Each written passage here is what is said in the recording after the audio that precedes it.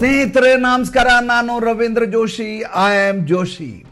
12 April 2018 ದಿಲ್ಲಿಯ ಕರೋಲ್ ಬಾಗ್ನಲ್ಲಿರುವಂಥ ಒಂದು ಬ್ಯಾಂಕಿನ ಶಾಖೆ. ಬೆಳಗಿನ 10 ಗಂಟೆ 15 ನಿಮಿಷ. ಎಂದಿನಂತೆ ಬ್ಯಾಂಕಿನಲ್ಲಿ ಗ್ರಾಹಕರ ಓಡಾಟ. ದುಡ್ಡು ಕಟ್ಟೋರು ದುಡ್ಡು ಕಟ್ತಾ ಇದ್ದಾರೆ, ದುಡ್ಡು ತೆಗಿಯೋರು ದುಡ್ಡು ತೆಗಿತಾ ಇದ್ದಾರೆ. ಎಂದಿನ ಜನಸಂದಣಿ ಇದೆ. ಒಬ್ಬ ಹಳೇ ಮಾಸಿದ ಬಟ್ಟೆ ಹಾಕೊಂಡಂತ ಒಬ್ಬ ವ್ಯಕ್ತಿ ಕೈಯಲ್ಲಿ ಒಂದು ಹಳೆಯ ಬ್ಯಾಗ್ ಹಿಡ್ಕೊಂಡು ಕ್ಯಾಶ್ ಕೌಂಟರ್ಗೆ ಬರ್ತಾನೆ. ಕ್ಯಾಶ್ ಕೌಂಟರ್ಗೆ ಬಂದು ರಾಶಿ ರಾಶಿ ದುಡ್ಡಿನ ಕಂತೆಯನ್ನ ಕ್ಯಾಶಿಯರ್ ಎದುರಿಗೆ ಇಡ್ತಾನೆ. ಕ್ಯಾಶಿಯರ್ ಒಂದು ಕ್ಷಣ ತಬ್ಬಿಬ್ಬಾಗ್ತಾರೆ. ಯಾಕೆಂದ್ರೆ ಇಷ್ಟೊಂದು ಕರೆನ್ಸಿಯನ್ನು ಏಕಕಾಲಕ್ಕೆ ಅಕೌಂಟಿಗೆ ಕಟ್ಟಲಿಕ್ಕೆ ಬಂದದ್ದು. ಏನಿದು ಇಷ್ಟೊಂದು ಕ್ಯಾಶು ಅಂತ ಕ್ಯಾಶಿಯರ್ ಕೇಳ್ತಾರೆ. ಎದುರಿಗಿದ್ದಂಥ ಗ್ರಾಹಕ ಹೇಳ್ತಾನೆ, ವ್ಯವಹಾರ ಅಲ್ವಾ ಸ್ವಾಮಿ, ದುಡ್ಡು ಹೋಗ್ತಾ ಇರುತ್ತೆ, ದುಡ್ಡು ಬರ್ತಾ ಇರುತ್ತೆ ಅಂತ. ಕ್ಯಾಶಿಯರ್ ವಿಧಿ ಇಲ್ಲದೆ ಆ ಕೌಂಟರ್ನಲ್ಲಿ ಚಲನ್ ಇಸ್ಕೊತಾನೆ. ಇಸ್ಕೊಂಡು ಕರೆನ್ಸಿ ಕೌಂಟಿಂಗ್ ಮಷಿನ್ಗೆ ಹಾಕ್ತಾನೆ. 1 ಬಂಡಲ್ ಹಾಕ್ತಾನೆ, 2 ಬಂಡಲ್ ಹಾಕ್ತಾನೆ, 3 ಬಂಡಲ್ ಹಾಕ್ತಾನೆ, 4 ಬಂಡಲ್ ಹಾಕ್ತಾನೆ. ಒಟ್ಟು 50 ಲಕ್ಷ ರೂಪಾಯಿ ತಂದಿರೋದಾಟ. ಎಲ್ಲಾ ಬಂಡಲ್ಗಳನ್ನು ತಿರಸ್ಕರಿಸತ್ತೆ ಈ ಕರೆನ್ಸಿ ಕೌಂಟಿಂಗ್ ಮಷಿನ್. ಎಲ್ಲವೂ ಖೋಟಾ ನೋಟು. ತಬ್ಬಿಬ್ಬಾಗ್ಬಿಡ್ತಾನೆ, ದಿಗ್ಭ್ರಾಂತನಾಗ್ತಾನೆ. ಕ್ಯಾಶಿಯರು ಏನ್ ಮಾಡಬೇಕು ಗೊತ್ತಾಗೋದಿಲ್ಲ. ತಕ್ಷಣ ತನ್ನ ಟೇಬಲ್ ಕೆಳಗಡೆ ಇರುವಂತ ಬಟನ್ ಕಡೆ ನೋಡ್ತಾನೆ. ಅದಕ್ಕಿಂತ ಮುಂಚೆ ಸೂಪರ್ವೈಸರ್ನ ಕರೆಸ್ತಾನೆ. ಕರೆಸಿ ಗೊಣಗ್ತಾನೆ. ಎಲ್ಲಾ ನೋಟುಗಳು ಖೋಟಾ ನೋಟ್ ಆಗಿದ್ದಾವೆ. ಏನ್ ಮಾಡೋದು ಈಗ? ಏನ್ ಯೋಚನೆ ಮಾಡ್ತಾ ಇದ್ದಾರೆ? ಅಲಾರಂ ಬೆಲ್ಲನ್ನು ಒತ್ತಿ ನೀವು.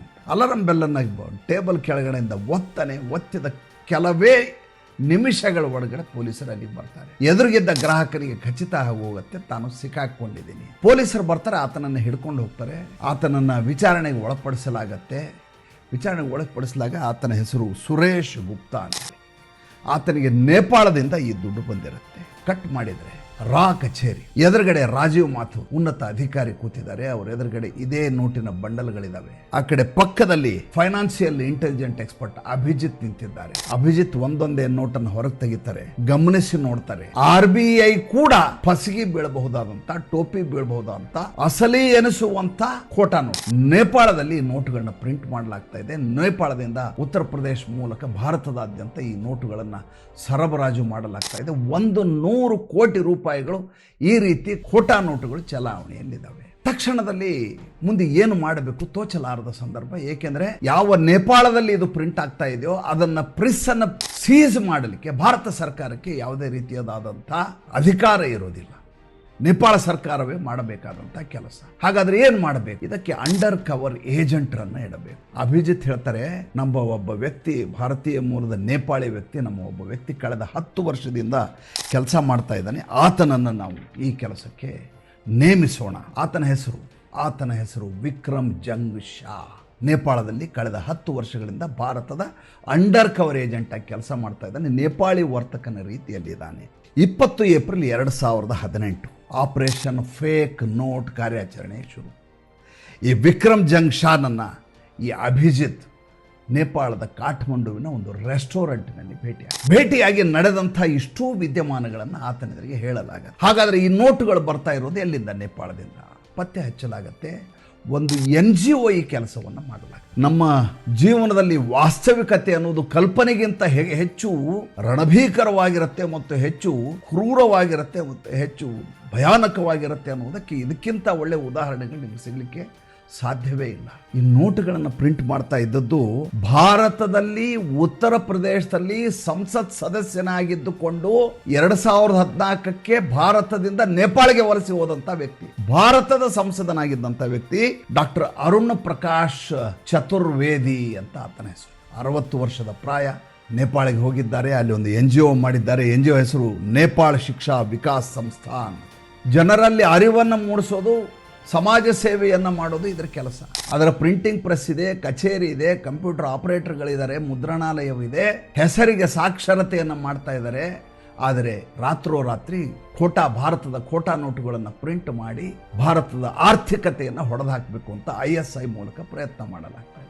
ಈತ ನಮಗ ಅಮೆರಿಕಾದಲ್ಲಿ ಯಾವ ಸಂಸದಾಗಿದ್ರು ಡಾಕ್ಟರ್ ಅರುಣ್ ಪ್ರಕಾಶ್ ಚತುರ್ವೇದಿ, ಆತ ನಮಗ ಅಮೆರಿಕಾದಲ್ಲಿ ಕೆಲಸ ಮಾಡ್ತಾರೆ. ಯಾರಾದರೂ ಲವಲೇಶವಾದರೂ ಇವ್ರ ಬಗ್ಗೆ ಅನುಮಾನ ಮೂಡಿಸ್ಲಿಕ್ಕೆ ಸಾಧ್ಯವಾ? ಹೇಳಿ ನೋಡೋಣ. ಅನುಮಾನ ಮೂಡಲಿಕ್ಕಾದರೂ ಸಾಧ್ಯವಾ? ಈತ 2016ಕ್ಕೆ ಇಲ್ಲಿ ಬಂದಂಥ ವ್ಯಕ್ತಿ. 2014ಕ್ಕೆ ಬರ್ತಾರೆ. 2016ರಲ್ಲಿ ಈ ಸಂಘಟನೆಯನ್ನು ಮಾಡಿರ್ತಾರೆ. ಮೇ 15, 2018 ಒಂದು ತಿಂಗಳ ಅವಧಿಯಲ್ಲಿ ವಿಕ್ರಮ್ ಜಂಗ್ ಶಾ ಅನ್ನುವಂಥ ವ್ಯಕ್ತಿ ಇರ್ತಾನೆ. ಈತ ಒಬ್ಬ ಪ್ರಕಾಶಕನಾಗಿ ಈ ಚತುರ್ವೇದಿಯವರ ಪ್ರೆಸ್ಸಿಗೆ ಹೋಗ್ತಾರೆ. ಹೋಗಿ ತನ್ನನ್ನು ತಾನೊಬ್ಬ ಪ್ರಕಾಶ ಅಧಿಕಾರಿ ಅನ್ನುವಂಥ ಹೆಸರಿನಲ್ಲಿ ಗುರುತಿಸ್ಕೊತಾನೆ ವಿಕ್ರಮ್ ಜಂಗ್ ಶಾ. ಏನು ಕೆಲಸ ಆಗಬೇಕು? ಒಳಗಡೆ ನೋಡಿದರೆ 4-5 ಕಂಪ್ಯೂಟರ್ಗಳಿದ್ದಾವೆ. ಮಹಿಳೆಯರು ಟೈಪ್ ಮಾಡ್ತಾ ಇದ್ದಾರೆ. ನಾನು ಡಾಕ್ಟರ್ ಅರುಣ್ ಪ್ರಕಾಶ್ ಚತುರ್ವೇದಿ ಅವರನ್ನ ಭೇಟಿಯಾಗಬೇಕು. ಯಾಕೆ? ಇಲ್ಲ, ನಾನೊಬ್ಬ ಪ್ರಕಾಶಕ, ಭಾರತ ಮತ್ತು ನೇಪಾಳನಲ್ಲಿ ಪ್ರಕಾಶನ ಸಂಸ್ಥೆಯನ್ನು ದೊಡ್ಡದಾಗಿ ಮಾಡಬೇಕು, ನಾನು ಅದಕ್ಕಾಗಿ ಬಂದಿದ್ದೀನಿ. ಒಳಗಡೆಯಿಂದ ಒಬ್ಬ 60-65 ಪ್ರಾಯದ ಬಿಳಿ ಕೂದಲು, ಬಿಳಿ ಜುಬ್ಬ ಹಾಕೊಂಡಂಥ ಒಬ್ಬ ಅತ್ಯಂತ ಗೌರವಾನ್ವಿತ ವ್ಯಕ್ತಿ ಅನಿಸುವಂಥ ಒಬ್ಬ ವ್ಯಕ್ತಿ ಒಳಗಡೆಯಿಂದ ಬರ್ತಾರೆ. ಬಂದು ತಮ್ಮನ್ನು ತಾವು ಪರಿಚಯ ಮಾಡ್ಕೋತಾರೆ. ಪರಿಚಯ ಮಾಡಿಕೊಂಡು ಏನು ಕೆಲಸ ಅಂತ, ಇಲ್ಲ ನನಗೆ ಈ ರೀತಿಯ ಪುಸ್ತಕಗಳನ್ನು ಪ್ರಕಟಿಸಬೇಕು. ಆಯಿತು, ಪ್ರಕಟಿಸಿ, ನಾವು ಮಾಡಿಕೊಡ್ತೀವಿ. ಆದರೆ ನಮ್ಮದೊಂದು ಕಂಡೀಷನ್ ಇದೆ. ಏನು ಕಂಡೀಷನ್? ನಾವು ಚೆಕ್ಕು, ಡಿ ಇದರಲ್ಲಿ ದುಡ್ಡನ್ನು ತೆಗೆದುಕೊಳ್ಳೋದಿಲ್ಲ, ನಾವು ಕ್ಯಾಶ್ನಲ್ಲಿ ದುಡ್ಡನ್ನು ತೆಗೆದುಕೊಳ್ಳಿ. ಪ್ರಕಾಶ್ ಅಧಿಕಾರಿಗೆ ಖಚಿತ ಆಗಿ ಹೋಗುತ್ತೆ. ವಿಕ್ರಮ್ ಜಂಗ್ ಶಾ ಅಲಿಯಾಸ್ ಪ್ರಕಾಶ್ ಅಧಿಕಾರಿ ಖಚಿತ ಆಗಿ ಹೋಗುತ್ತೆ. ಇವರು ನೋಟನ್ನು ವಿಲೇವಾರಿ ಮಾಡಲಿಕ್ಕೆ, ಬಳಸಿಕೊಳ್ಳಲಿಕ್ಕಾಗಿ ಈ ರೀತಿಯ ಆಟವನ್ನು ಆಡ್ತಾ ಇದ್ದಾರೆ. ಹಾಗಾದರೆ ನಾನು ನಿಮ್ಮ ಪ್ರೆಸ್ಸನ್ನು ನೋಡಬೇಕು. ಆಯಿತು, ನಾಳೆ ಬನ್ನಿ, ನೀವು ನಾಳೆ ನಿಮ್ಮದು ಪ್ರೆಸ್ಸನ್ನು ತೋರಿಸಿ. 20 ಮೇ 2018 ಈ ವ್ಯಕ್ತಿಯನ್ನು, ವಿಕ್ರಮ್ ಜಂಗ್ ಶಾ ಅಲಿಯಾಸ್ ಪ್ರಕಾಶ್ ಅಧಿಕಾರಿಯನ್ನು ಚತುರ್ವೇದಿ ಅವರು ತಮ್ಮ ಹಿಂದುಗಡೆ ಇದ್ದಂಥ ಪ್ರೆಸ್ ಕರ್ಕೊಂಡು ಒಳಗಡೆ ಹೋಗ್ತಾರೆ.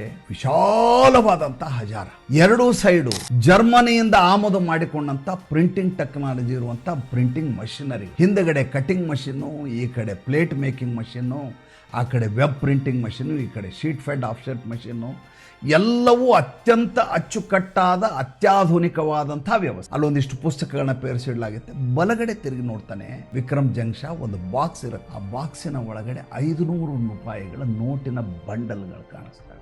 ನೋಡಿಯೂ ನೋಡಲಾರದ ಹಾಗೆ ಹೊರಗಡೆ ವಾಪಸ್ ಬರ್ತಾನೆ. ಆತ ಇಂಡಿಯಾದ ಕೌಂಟರ್ ಪಾರ್ಟರ್ ಇರುವಂಥ ಅಭಿಜಿತ್ಗೆ ಮಾಹಿತಿಯನ್ನು ತಿಳಿಸ್ತಾನೆ. ಈ ರೀತಿಯಾಗಿ ನಡೀತಾ ಇದೆ, ಇವರು ಈ ವ್ಯವಹಾರವನ್ನು ಮಾಡ್ತಾ ಇದ್ದಾರೆ. ನೋಟುಗಳು ಒಳಗಡೆ ಇದ್ದಾವೆ, ಹೊರಗಡೆ ಪ್ರಿಂಟಿಂಗಿಗೆ ಬುಕ್ ಮಾಡ್ತಾ ಇದ್ದೀವಿ ಅಂತ ಹೇಳ್ತಾರೆ. ಒಳಗಡೆ ನೋಟನ್ನು ಪ್ರಿಂಟ್ ಮಾಡಿ 10 ಜೂನ್ 2018 ವಿರಾಟ್ ನಗರದ ಒಂದು ರೆಸ್ಟೋರೆಂಟ್ನಲ್ಲಿ ವಿಕ್ರಮ್ ಮತ್ತೆ ಅಭಿಜಿತ್, ಭಾರತದ ಕೌಂಟರ್ ಪಾರ್ಟ್ನಲ್ಲಿ ಇದ್ದಂಥ ರಾ ಅಫಿಷಿಯಲ್ ಆದಂಥ ಅಭಿಜಿತ್ ಮಧ್ಯೆ ಮಾತುಕತೆ ನಡೆಯುತ್ತೆ. ಏನು ಮಾಡೋದೀಗ? ಒಂದು ಪ್ಲಾನನ್ನು ಎಕ್ಸಿಕ್ಯೂಟ್ ಮಾಡಲಾಗತ್ತೆ.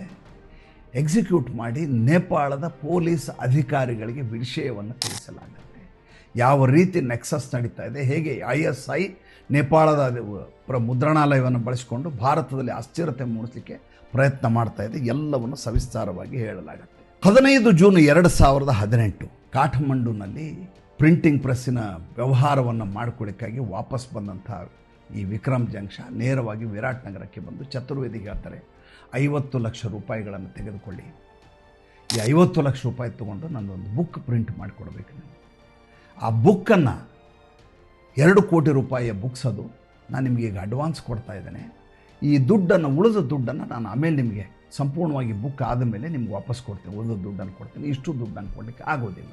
ಚತುರ್ವೇದಿ ಖುಷಿಯಾಗಿಬಿಡ್ತಾನೆ. ಒಟ್ಟಿಗೆ ಈ ಥರ ದುಡ್ಡು ಬಂದುಬಿಡ್ತಲ್ಲ ನನಗೆ, ಅದು ಅಸಲಿ ನೋಟುಗಳು ಬಂದಿದ್ದಾವಲ್ಲ, ಈಗ ಎಕ್ಸ್ಚೇಂಜ್ ಮಾಡೋದು ಈಸಿ ನನಗೆ. ಅದೇ ಸಂದರ್ಭದಲ್ಲಿ ಪಕ್ಕದಲ್ಲಿ ಬಂದಂಥ ಈ ವ್ಯಕ್ತಿ, ಗ್ರಾಹಕನಾಗಿ ಬಂದಂಥ ವಿಕ್ರಮ್ ಜಂಗ್ ಶಾ ಅಲಿಯಾಸ್ ಪ್ರಕಾಶ್ ಅಧಿಕಾರಿ ಒಂದು ಮಾತಾಡ್ತಾನೆ, ಸ್ವಾಮಿ, ನನಗೆ ಭಾರತ ಮತ್ತು ನೇಪಾಳನಲ್ಲಿ ತುಂಬ ಒಳ್ಳೆಯ ಸಂಪರ್ಕಗಳಿದ್ದಾವೆ. ದಿಲ್ಲಿಯಲ್ಲಿ ಅತಿ ಹೆಚ್ಚು ಶ್ರೀಮಂತ ವ್ಯಾಪಾರಿಗಳ ಸಂಪರ್ಕ ಇದೆ. ನೀವು ಏನು ಪ್ರಿಂಟ್ ಮಾಡ್ತಾ ಇದ್ದೀರಲ್ಲ, ಈ ನೋಟುಗಳನ್ನು ನಾನು ವಿಲೇವಾರಿ ಮಾಡಬಲ್ಲೆ. ಒಂದು ಕ್ಷಣ ತಬ್ಬಿಬ್ಬಾಗಿಬಿಡ್ತಾನೆ ಡಾಕ್ಟರ್ ಚತುರ್ವೇದಿ. ಇದನ್ನು ಆತ ನಿರೀಕ್ಷೆಯನ್ನೇ ಮಾಡಿರೋದಿಲ್ಲ.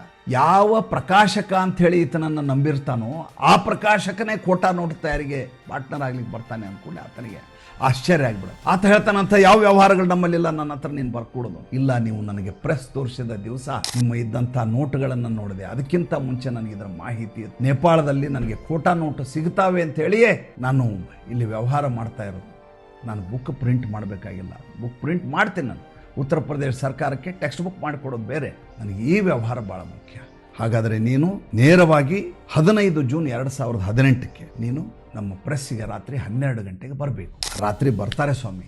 ಅಲ್ಲಿ ಒಬ್ಬ ಹನೀಫ್ ಅಂತ ISI ಏಜೆಂಟ್ ಇರ್ತಾನೆ. ಈತನ ಕೌಂಟರ್ ಪಾರ್ಟ್ ಯಾರು? ಈ ಡಾಕ್ಟರ್ ಚತುರ್ವೇದಿ ಅಂತ MP ex-MP ಇದ್ದಾನೆ, ಆತನ ಕೌಂಟರ್ ಪಾರ್ಟ್. ಯಾವ ಇಡೀ ನೆಕ್ಸಸ್ ಅನ್ನು ಪಾಕಿಸ್ತಾನ ಆಳ್ತಾ ಇದೆಯೋ ಆ ವ್ಯಕ್ತಿ ಅಲ್ಲಿ ನಿಂತಿರ್ತಾನೆ. ನೋಡಿದ ತಕ್ಷಣ ಆತನಿಗೆ ಈ ವಿಕ್ರಮ್ ಜಂಗ್ ಶಾ ಬಗ್ಗೆ ಅನುಮಾನ ಮೂಡಲಿಕ್ಕೆ ಶುರುವಾಗುತ್ತೆ. ಯಾರಿವರು ಅಂತ, ಇಲ್ಲ ಪಬ್ಲಿಷರ್ ಇವರು, ನಮಗೆ ಪಾರ್ಟ್ನರ್ ಆಗಿ ಬಂದಿದ್ದಾರೆ.